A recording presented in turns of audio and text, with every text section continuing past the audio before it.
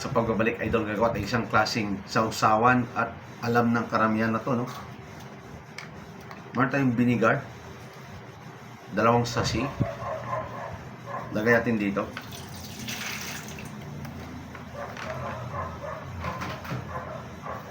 Rock salt, 1.5 tablespoon. Lagay natin dito. Lalagay tayo ng brown sugar, 4 na tablespoon.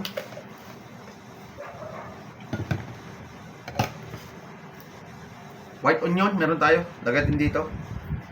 4 na slice. Rock salt, nandito na kanina, no? Pamintang buo, lagay natin. 5 piso pag bumili sa tindahan. Sili, laurel, loya, 4 na slice. Bawang buo, hindi ko iniwa, no? Buo lang siya kasama bala. Maganda yan, idol, no? Ang gagawin, mix lang natin to hanggang maluso yung ingredients at i-imbak natin, idol, 1 linggo, no? Para meron na tayong sausawan o sinamakan na tinatawag nila. Kung hindi nyo pa try gawin ng ganitong diskarte, idol, try nyo. At pag naubusan kayo ng suka, no, alanganin, pwede nyo magamit to sa mga paksiw, sa ginataan, no, kung mayroon kayong suka nilalagay, pwede nyo gamitin to. Sa inihaw, pwede nyo gamitin din to, mga idol, no. Pagka nalusaw na, tikman natin kung okay na, no, at kung may dadagdag ba tayo o hindi na.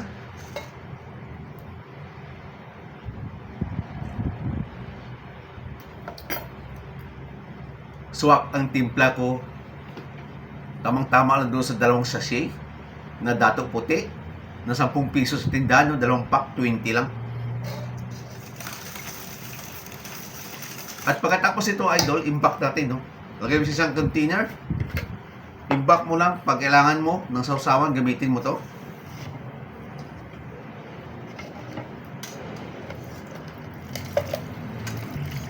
Lipat natin, no? Naglalaway tuloy ako.